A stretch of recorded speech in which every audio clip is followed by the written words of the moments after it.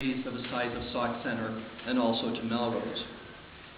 The affiliation agreement also discusses employees, and I do want to comment that indeed it does indeed say that the city, as of the effective date, will terminate the employment of its employees, but it's important to understand why that language reads the way that reads. That's because on the effective date of the transaction, on July 1, 2012, people are going to go to work for a new company. This new Sauk Centre company is being formed.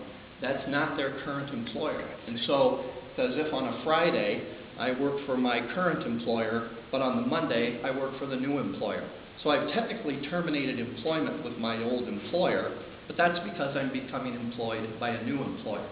So it's important to understand the context of that language. That language was not intended to tell people that everybody is going to lose their jobs.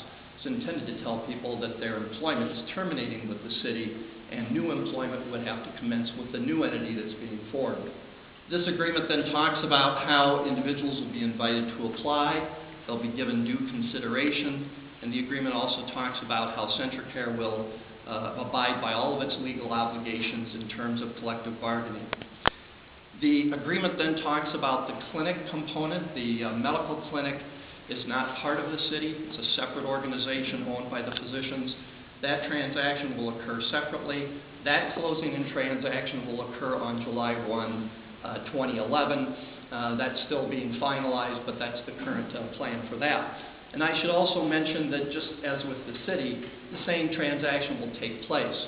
Individuals at the clinic will terminate their employment with the clinic, but will then become employed by a new CentraCare clinic organization.